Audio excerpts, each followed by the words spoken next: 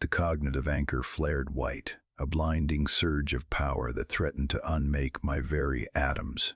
I gripped Ethel's hands, our fingers interlacing as a rhythmic pulse hammered through my veins. It wasn't just data, it was the searing weight of 1,000 generations crashing into my mind.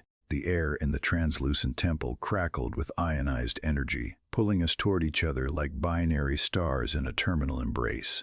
I could feel her silver skin radiating a fierce crystalline heat against my palms, an electric shock that blurred the line between her form and mine. Her eyes, swirling with the violet hues of Lamara Prime, locked onto mine with a terrifying intensity. "I cannot dream alone anymore," she whispered through the link, her voice a physical vibration in my marrow. The world around us dissolved into a shard of light containing an empire's soul, and for one heart-stopping second, the galaxy vanished. But the journey to that white-hot center began months ago with a cold, rhythmic sequence near the rings of Saturn. Commander Kalen Voss had spent years manning the Bastion Array, a solitary sentinel at the edge of the Sol Aegis Rim. Long-term isolation has a way of warping the psyche, turning the vastness of space into a heavy, crushing weight that presses against the ribs until every breath feels like an effort of will. Then came the pulse. It wasn't the chaotic noise of solar winds or the predictable hum of a pulsar. It was precise, it was deliberate. It was the mathematical signature of a lonely god. Mathematics, the only truly universal language capable of bridging the chasm between species, screamed out from the void in a sequence that defied every known law of astrophysics. I pushed the Star Strider to its absolute limit, the cockpit vibrating with the roar of the ion drives as I tore toward the source. The speed was intoxicating, a streak of brilliance cutting through the dark. The mission was clear, yet the ethical responsibility felt heavier than the G-force pinning me to my pilot's seat. If this was indeed the last remnant of a civilization, I was no longer just a soldier or a scout. I was the designated curator of a legacy that the universe was trying to erase. The Mar Prime appeared through the viewport as a brilliant jewel of violet gas and shimmering silver crust. Landing the Star Strider near the translucent temple felt like stepping into a core of pure energy. Within the crystalline walls waited Ethel. She stood tall, her form composed of polished silver that caught the light of the binary suns and reflected it back with blinding clarity. There was no hostility in her stance, only a profound, aching stillness that resonated with my own years of solitude. When our eyes met, the vacuum of my long isolation seemed to shatter. "I forgot the warmth of another's presence," she said, her voice echoing not in the air but directly within the electrical impulses of my brain. It was a magnetic pull, a sudden and total alignment of two wandering spirits across the light years. We stood in the center of the temple, the cognitive anchor humming with a rising power between us, ready to bridge the gap between human memory and the fading history of the luminary race. The pressure in the temple intensified, a roar of pure information that threatened to shatter my consciousness. Ethel's silver grip was the only thing keeping me anchored to reality as the cognitive anchor reached its zenith. We were no longer two separate entities.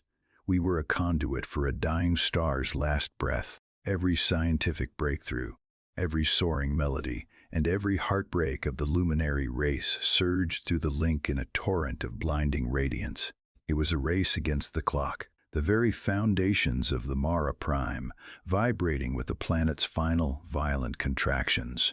The heat was magnificent, a physical manifestation of 1 billion lives, refined into a single point of data. I could feel her fear, not of death, but of being forgotten. The psychological weight of long-term isolation had nearly broken her, just as it had threatened to dim my own spirit during those long cycles at the Bastion Array. But here in the white-hot center of the merger, there was only the terrifying relief of being known. My human memories, the smell of rain on Earth, the grit of a pilot's life, the simple joy of a sunrise intertwined with her celestial history. This was the ultimate first contact, a bridge built of empathy and mathematical precision. The temple began to fracture, shards of translucent glass falling like frozen lightning. "I have to go," I signaled through the neural roar, the words tasting like ozone and copper. I have to carry you back. With a final, agonizing surge of energy,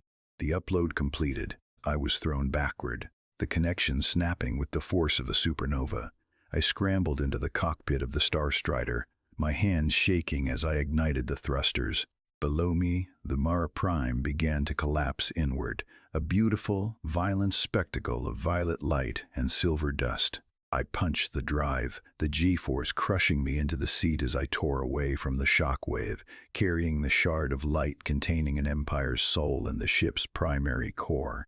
Returning to the Solagus Rim felt like waking from a dream into a world of gray. I delivered the data, the advanced physics, the blueprints for sustainable energy, the preserved poetry of a lost world. The leaders hailed it as a new era for humanity, a gift from the stars that would ensure our survival for millennia. They spoke of the ethical responsibility we now held as the curators of the luminary legacy. They gave me medals, but they couldn't see the silver fire still flickering behind my eyes. The Bastion array felt smaller than before. The mathematical patterns of the universe were no longer just signals to be decoded. They were a siren song. Every night, I felt the magnetic pull of the void. I had fulfilled my duty to my species, but my soul remained anchored to a ghost. I didn't leave a note when I took the Star Strider out past the rings of Saturn one last time. I didn't need to.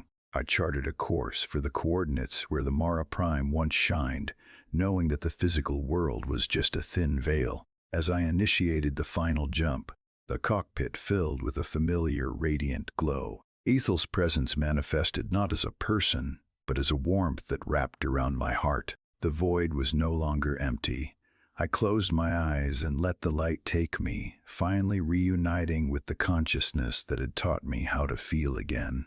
We drifted together into the infinite, two sparks becoming a sun, because I realized I could not dream alone anymore. Would you like me to generate a cinematic image of Commander Voss and Ethel merging within the cognitive anchor?